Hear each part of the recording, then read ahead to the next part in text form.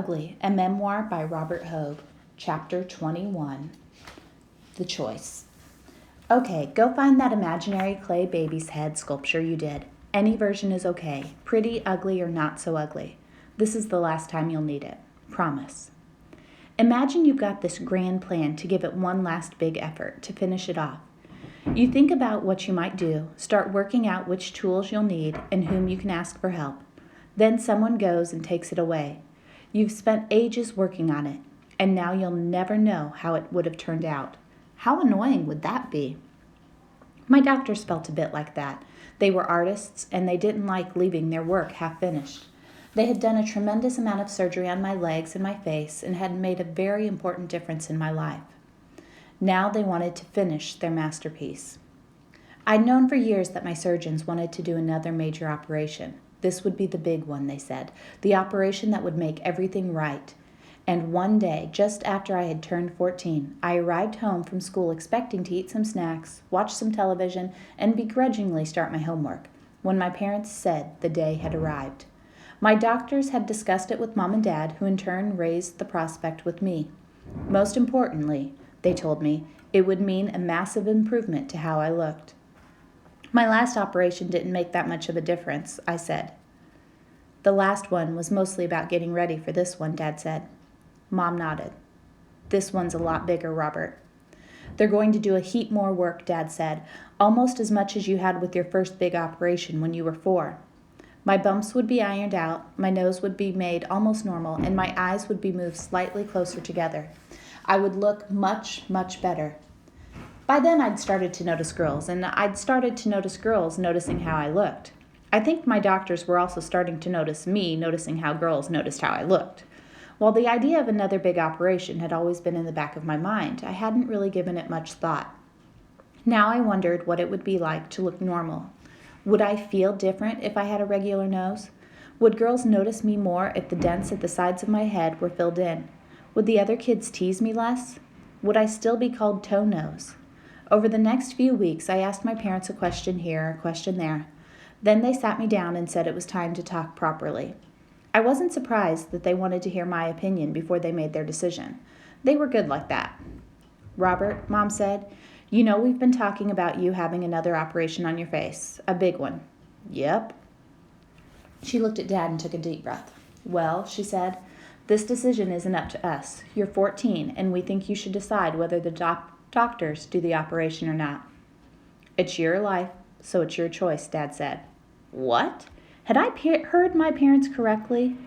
Were they really asking me to decide if I should have an operation? And not just any old operation, a massive one that might make me look normal? My breathing sped up. My heart pounded so loudly I could hardly concentrate. I realized that was exactly what they meant. I couldn't make a single one of 1,000 thoughts racing around my head stay still for even a second. I panicked. Did I have to give them an answer right now? I had no idea what to think or even how to think it. Mom must have noticed how worried I looked. We're not asking for your advice to help us choose, Robert, she said. It's entirely up to you, and you don't have to decide right away. The doctors are really eager for the operation to go ahead, Dad said. But like I said, it's your choice. The surgeons understood that I had formed close friendships with my buddies, but I was entering that time the experts referred to as the period when a boy will hopefully begin to form relationships with creatures known as girls. They were sending Mom and Dad a clear message. Robert has done very well in life, so far. He survived childhood and made it into his teenage years. Now we need to prepare him to become a proper, functioning adult. The doctors wanted me to have a normal life. They wanted me to have girlfriends. They wanted me to grow up and fall in love and maybe get married and have children, like my friends would. And they thought all of that would be so much easier for me if I weren't so ugly. They had been concerned about this right from the start.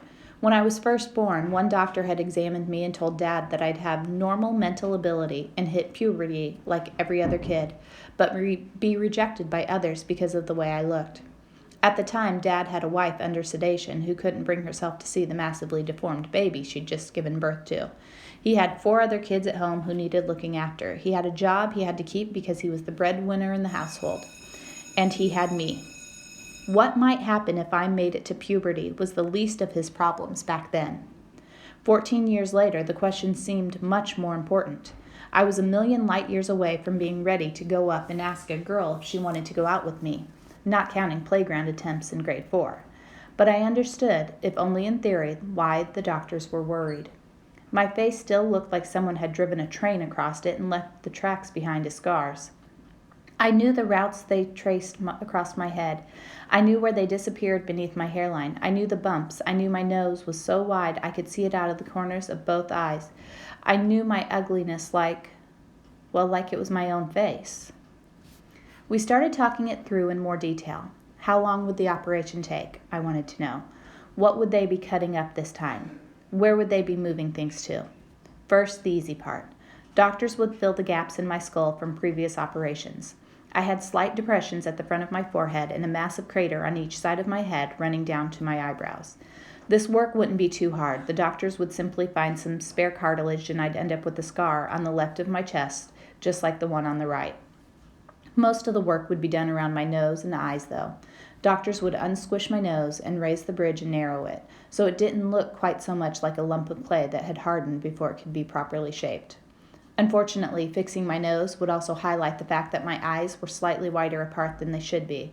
They were close enough to allow me to focus both eyes on the same thing, but they were still a little bit farther apart than was ideal.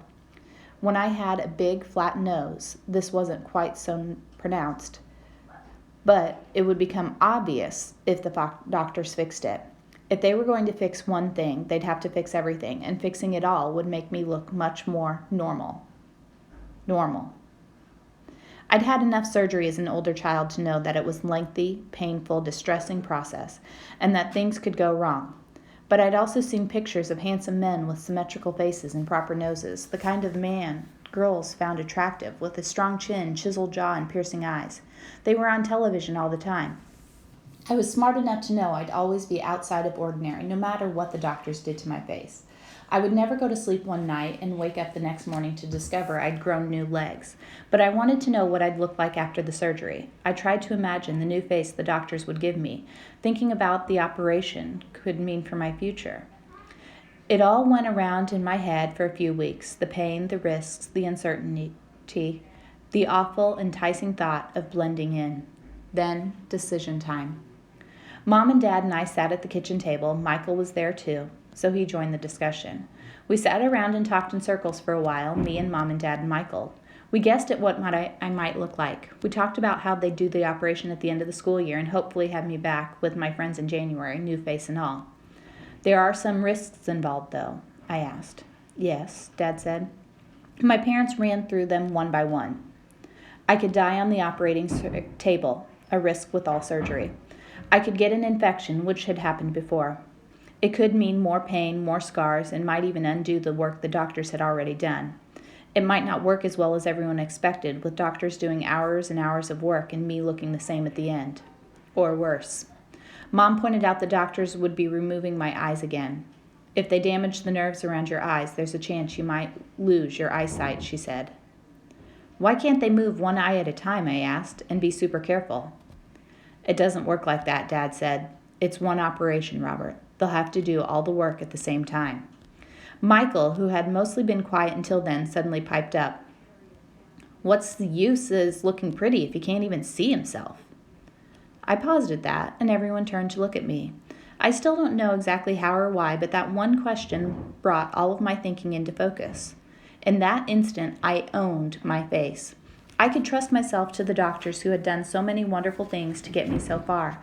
I could give them the chance to move me a bit closer to normal, risks, rewards, and all. Or I could take my chances and make my ugly way in a sometimes ugly world, just the way I was.